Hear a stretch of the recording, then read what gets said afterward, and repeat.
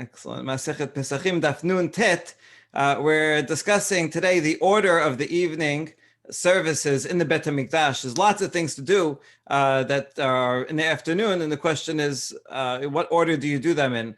Torah doesn't really specify, so we're going to look for hints in the Torah, what to do first and what to do second, what to do last.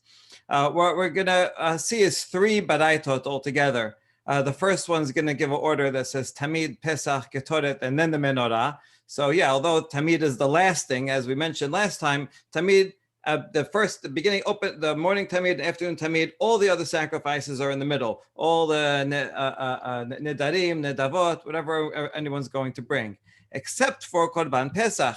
That comes after, and Ketoret Menorah after that. The second Baraita is going to say, no, Tamid is the end of all the normal sacrifices, and then Ketoret Menorah, and Pesach is after Ketoret and Menorah. So we'll bring derivations for each of these items. Then the third Baraita is going to mention the morning that we actually do Ketoret before we burn the morning Tamid. And then the afternoon Tamid has the same order as the second Baraita, but we're going to add yet another item, also atonement sacrifices, for example, for a Menorah, either on erev Pesach or maybe even all year round. We'll have some discussion about that. And finally, we'll end with two sets of contradictory verses that these two Amoraim bring up as questions and then answer. Okay, so we start with the opening Baraita. Tenor Rabbanan. Tamid kodem la Pesach. Pesach kodem la Ketoret. Ketoret kodemet la Nerot. Right, so we have Pesach first. First Tamid. I mean, this is in the afternoon. We close off the day with Tamid, and then we do Korban Pesach when it's erev Pesach, and then Ketoret, and then we light the Menorah. That is the last thing. Okay, why? Yuchad davar shene'emar bo ba'erev u ben haarbaim ledavar shelo ne'emar bo ba'erev ela ben haarbaim bilvad. All these things, it says the word ben haarbaim for them, including the Tamid shel ben haarbaim. But regarding Pesach, it says not only the phrase ben haarbaim, but also ba'erev. So since it has a double phrase of saying in the afternoon, we assume that has to be after the Tamid, which has only one. Okay, good. That answers those two items. But what about the rest? Ihachi ketoret venerot name nikdemu la Pesach. If that's the rule you're following, then Pesach, which has both phrases, should also come after Ketoret and Nerot, which have only one phrase of Ben haarbaim. They don't say erev, so Pesach really should be last. Okay, that's our question here. The next Baraita is going to affirm that this is in fact the case. But right now we're saying, no, this is a question. That's all part of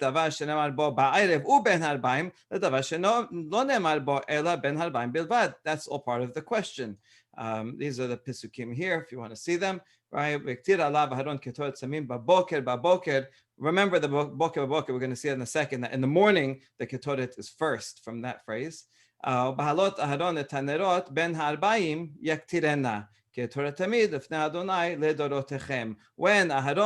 lights the Menorah in the afternoon, then he also does the Ketoret. Okay, so good. So it just says here, ben haarbaim, although it does connect, the Menorah is at the same time as the Ketoret. Okay, good. So now that we have that pasuk, that's the question. Why not Pesach after everything, since it has ba'erev? Shanei hatam demi'at rachamana oto detanya me'erev ad boker ten la midata shetehe doleket me'erev ad boker. In a different place earlier in Shemot, it says that you light the Menorah oto. This Menorah you light from the morning, from me'erev ad boker, from the evening till the morning. This is the only one that you have to put enough oil that it will last the entire time period. Only this. That's the first interpretation. Second one, which is really the main one for us. There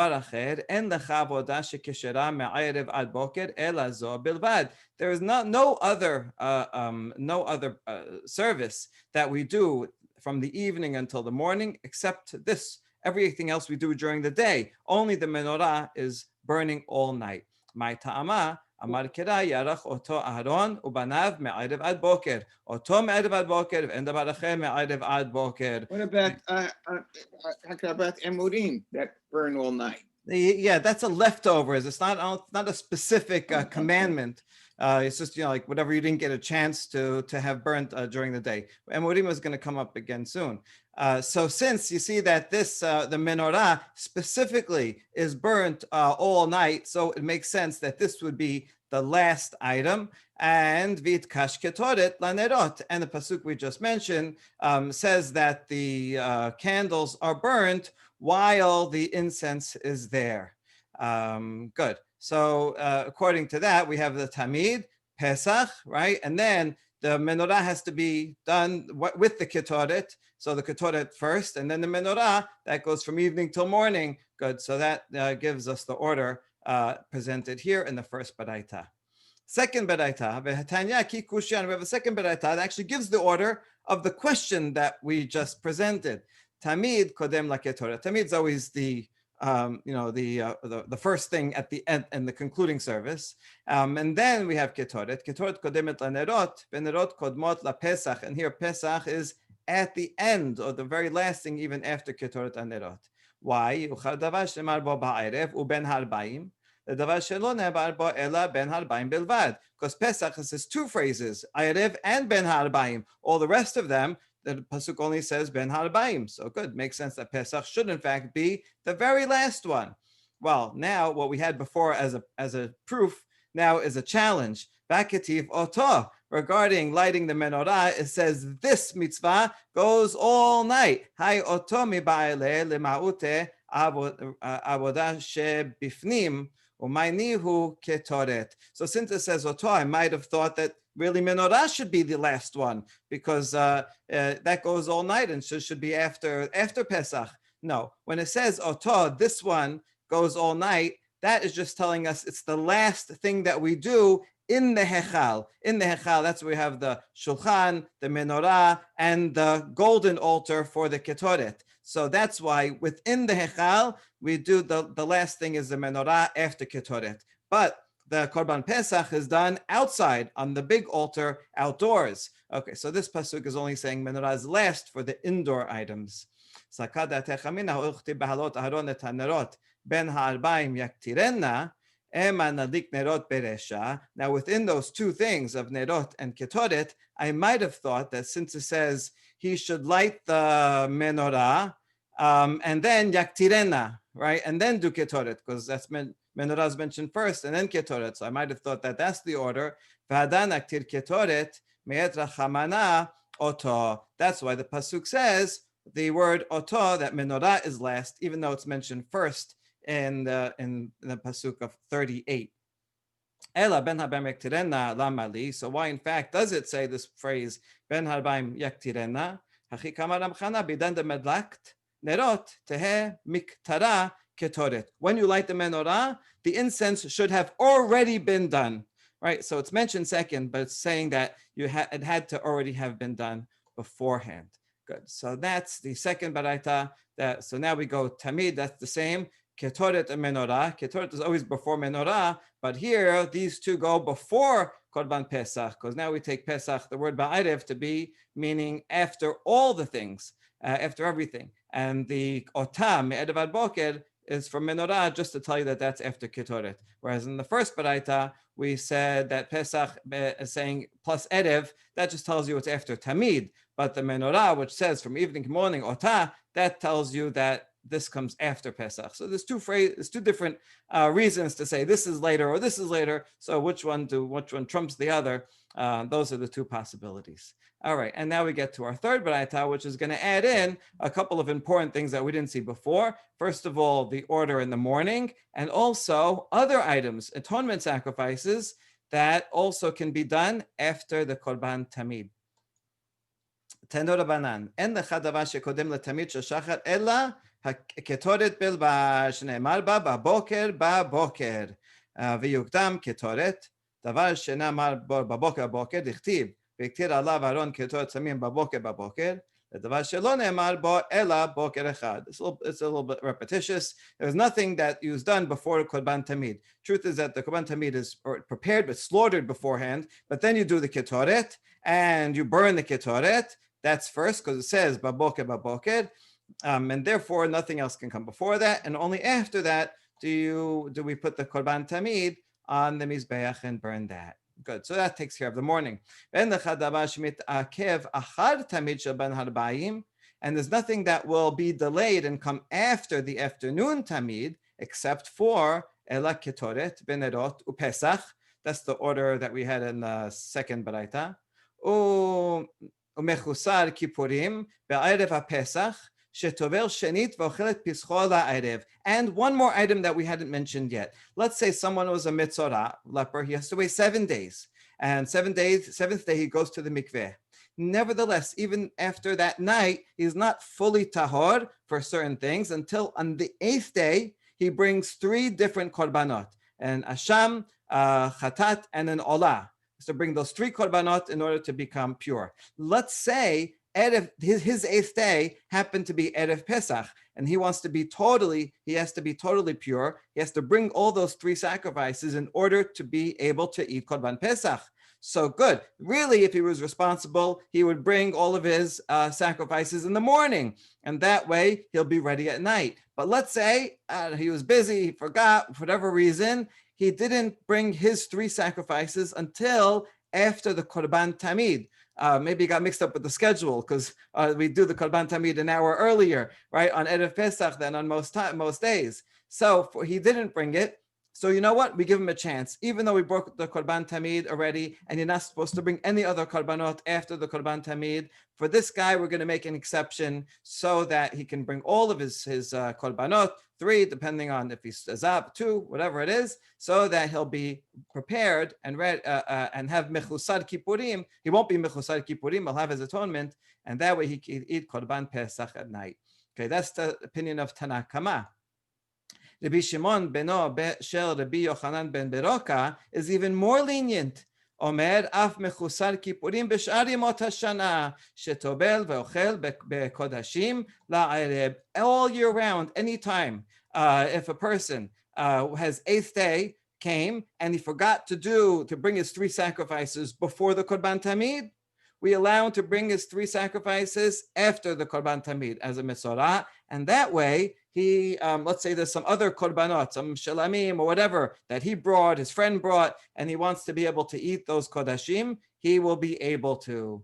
Okay, so this is a all year round permission according to the Yishmael. All right, so yeah, another thing that we can bring after the Korban Tamid. That's the Baraita. Now we're going to ask a question. Bishlama the Tanna Kama, Yavo aseh de Pesach sheyesh bo karet, ve'edcha aseh de hashlama she'en bo karet. I understand the Tanna Kama that makes this exception only on erev Pesach. Why? Because erev Pesach, if I'm eligible to bring korban Pesach and I don't, I'm chayav karet. So this is a really important thing. That's more important than the prohibition not to bring any sacrifices after Korban Tamid. Right? Korban Tamid is supposed to be the last one, but there's no karet if I bring sacrifices after the Korban Tamid. So therefore, bringing Pesach is more important. So it makes sense we should allow him to bring his three atonement sacrifices after Tamid in order to be able to eat Pesach. Good. Yishmael where he says that he can bring his atonement sacrifices all year round. Why? On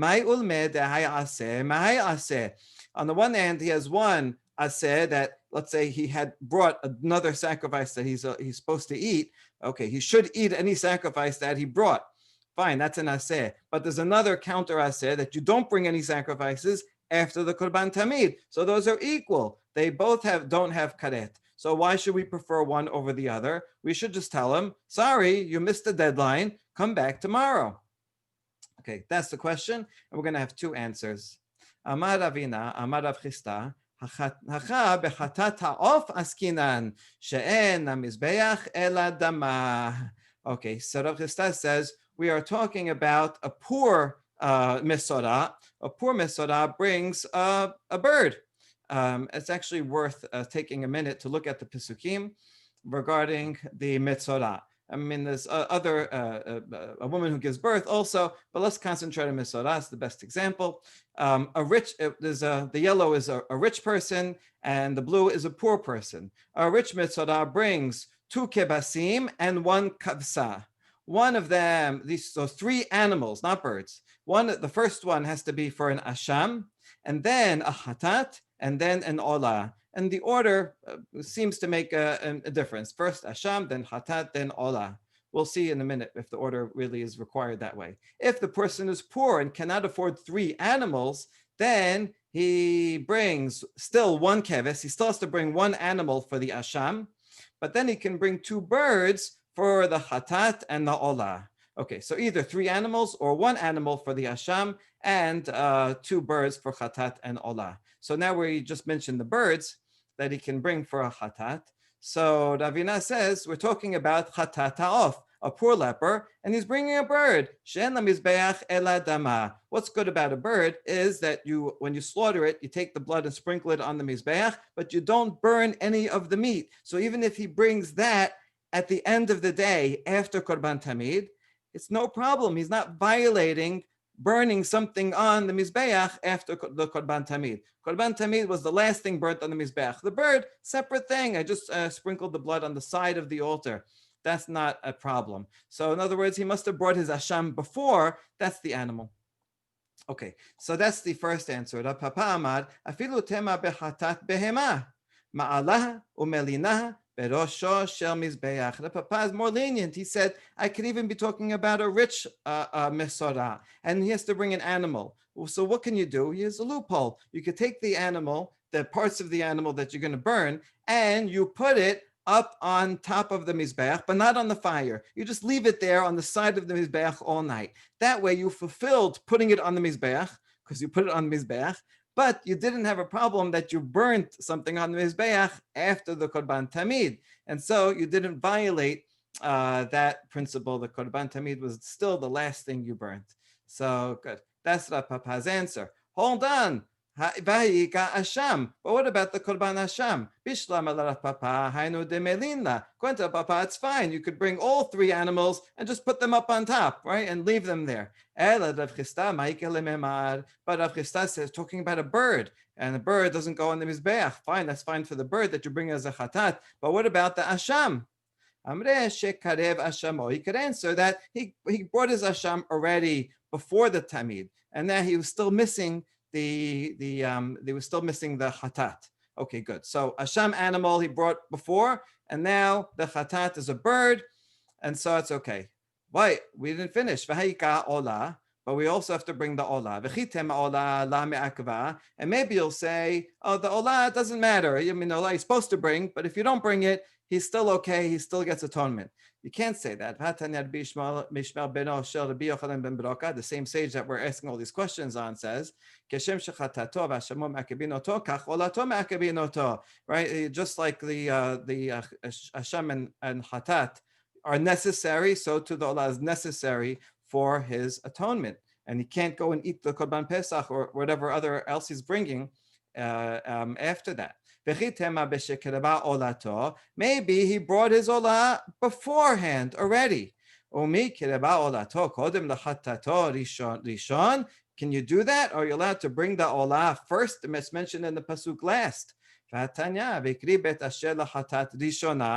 a pasuk in Vayikra 5 where it says as a general rule regarding you bring a chatat first. In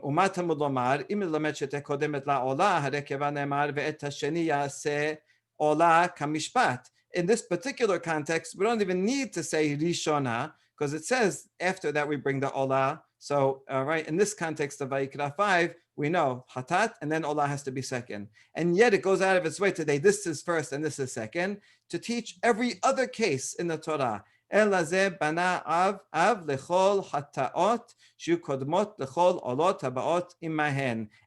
you have a chatat and olah coming together, chatat first, olah second. And even if the chatat is just a bird, and the olah is an animal, and still you bring the chatat first and the olah second. So you see, we have a problem here because we have to bring the olah last, and that has to go on the mizbeach. And now there's no way for this leper to be able to bring everything bring the asham. Good, he brings the asham beforehand on the mizbeach, and then you bring the chatat, and that doesn't go on the mizbeach. But the olah does have to go up there on the mizbeach, and so this is all a problem for Rav Hisda. Amadava shane olat mesorah derachamana amad vehela hakohen et haolah shehe'ayla kevad. Regarding the mesorah, there's a pasuk that goes out of its way, 14:20. Vehela hakohen et haolah. Right, so it was the ha'ala, meaning not only like it's fulfilled. The olah is fulfilled, even if it was done beforehand. It's true. Olah has to be the last in general, but in this case, it can be first, and you're all right. Okay, so that solves the question, the challenge to Rav Hisda. Now we're going to have two challenges to Rav Papa. Right, remember his answer was you can bring even it can be a rich mitzvah, and you just take the animal and you leave it on the side of the altar. That's okay. Amad le Rav Shemen bar Abba Rav Papa lididach damat ma'alah u'malinah berosho shel mizbeach kayemin ve'abdinan mileta lekohanim datu ba lidet hakala. This, he says, this is not a good idea. You're going to take this animal chatat and put it up on the side of the mizbeach, and you're going to just leave it there. But this is going to trip up the kohanim, because the kohanim who are there all night, they're used to burning all the leftovers, whatever they didn't get a chance to burn during the day. But they started burning. They continue burning at night. They're going to see this animal, and they're going to assume that it has to be burned. They're going to throw it on, and that is a problem because this is after the korban tamid. It's not just a leftover, and so they're going to violate. So the sabre de yomehu batula Ketoret, they're going to think that it was part of something that was already began to sacrifice in the day. Hence, you don't have to worry about kohanim making a mistake. They're going to be very careful. That's why they're kohanim. They're careful with everything. You put a note on it. Do not put on the fire until tomorrow.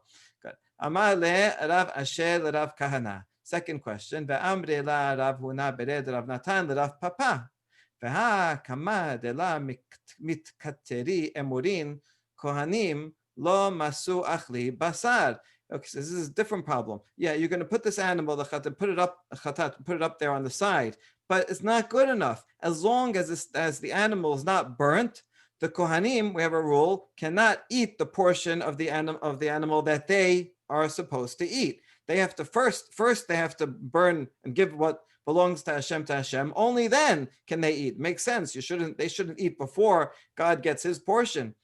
Okay, דתניא יכול יהיו כהנים מדשאים בחזה ושוק קודם הכתרת אמורין, תלמוד לומר והקטיר הכהן את החלב המזבחה, והדר והיה החזה לאהרון ולבניו. That's the order in Pasuk. And do you think that the kohanim can eat their sections first? No. First they put it on mizbech, and then they eat their section. And there's a domino effect. And the owner that brought the leper who brought the sacrifice, he doesn't get atonement until the kohanim eat. That's the necessary step. They eat, then he gets atonement. Right?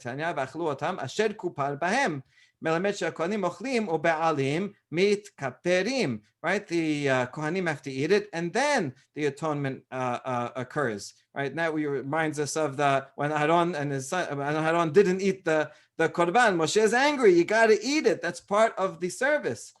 And so, if you just put the animal up there and don't burn it, then you did not effectuate the atonement, which is the whole point we're trying to do.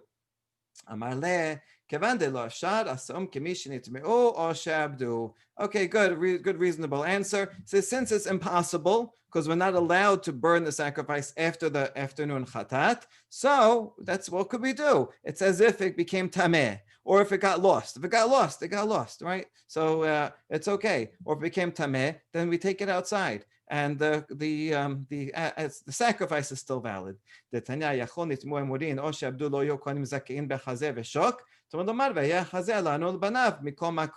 Pasuk goes out of its way to say that Aaron and his sons, they do get those parts that they can eat, no matter what. If it's there and it's tahor, yes, they have to sacrifice it first. But if it's lost or became tameh, then they say, what can we do? And they are allowed to eat the rest. Does it become tahor only after they eat the hazev shok, or even before? No, it just means that since the part that's supposed to go on the mizbeach was lost or tameh, then also we can't put on Mizbeach. Then the Kohanim But can't why eat. does They why still have does to he eat it. care? Why They does still he have to care eat if they ate it or not? He doesn't have to wait for them to give him kapara. Once he puts it, is he mechupar, or he has No, to wait for them to eat? you have to wait for them to eat it. Oh, so that's okay. Good. Rav Kahana Rameh Ketiv. Okay, so now we finished with the Baraitot, and now Rav Kahana, he raised up two Pesukim that look like they contradict each other. Ketib lo yalin chelib hagi ad boker. Talking about korban hagiga, that you shouldn't leave leftover till the morning. You have to eat it. You bring it that day, you have that day and the night. Don't leave any leftovers in the morning. So ad boker hu de lo yalin hakol halayla kula yalin. So that means only in the morning, but at night it's fine. You can leave it. You can have it there at night and eat it. Uchtib vehiktir aleha chelbeha shelamim aleha hashlem kol hakorbanot kulam. On the other hand, another pasuk says that aleha, this is the korban tamid, right? On the korban tamid, we should burn all the chelbeha shelamim. So everything has to be done in the afternoon, before the korban tamid, and not after. So that's the question. Who motivla, but he also who mefarekla, and he asked the question. He also answered it. This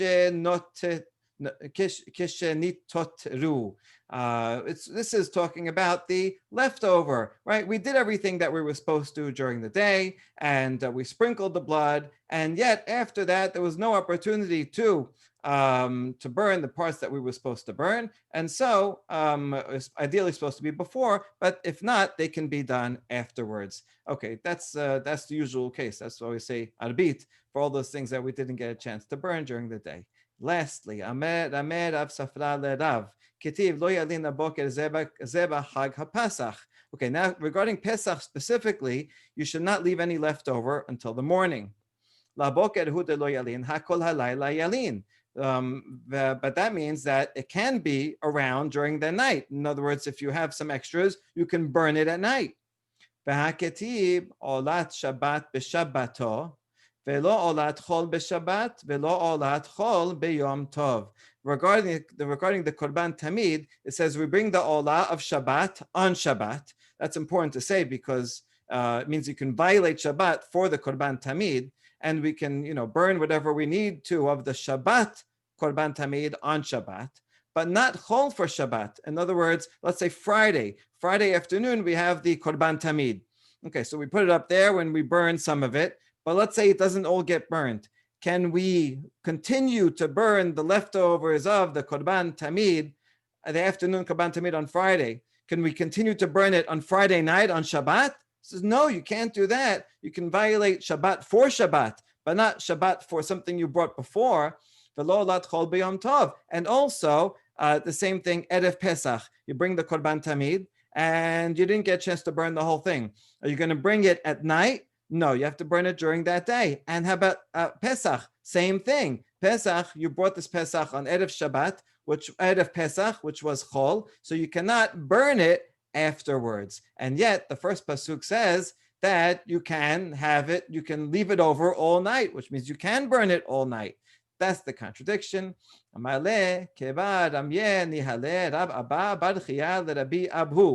only do we have an answer, your question is not even original. We already asked this question and we already answered it. We asked it before Rabbi Abu, and he told us the answer. This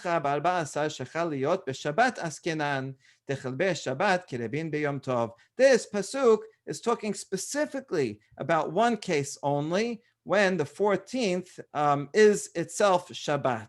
When the 14th, in other words, an erev Pesach is itself Shabbat, so we can burn the Korban Tamid of Shabbat, yes, on Shabbat. But the Korban Pesach, we can't burn that on Shabbat itself. In that case, we take the leftovers and we burn them on Yom Tov, even though it was the day before. So if it's chol, you have to finish everything on chol, not on Yom Tov. But if it's Shabbat, then you're allowed to burn leftovers from Shabbat on Yom Tov. And even though the pasuk didn't say that, nevertheless, that has to be what it's talking about. And now we have a really important line. Mishum Shabbat Kerebin b'Yom Tov, Ana neku v'nema le lahai kera And now we have a great question. It says, what your limitation on this pasuk doesn't say that in the pasuk. It's not explicit. So because you have a halacha that you say that the leftovers of Shabbat can be offered on Yom Tov, well, now you have this halacha. Now we have to come and take this pasuk and say, oh, this whole pasuk is only talking about erev Shabbat, erev Pesach that's on Shabbat. And against the Peshat, Amale, yes. Leave this interpretation alone because we're compelled to establish that this is talking about only that case. In other words, when we take all the halachot together, then this is the peshat, right? We are forced into this interpretation. And so here's like, not so often do the rabbis explicitly give reveal their hand and explain their methodology, but this is one place they recognize that the pasuk doesn't really does not limit this to just one case, but because the whole Torah is harmonious and omni-significant, and they have to all the pisukim and all the halachot have to fit together, this is the only option, and therefore this is the correct interpretation. Baruch Adonai Olam. Amen ve'amen.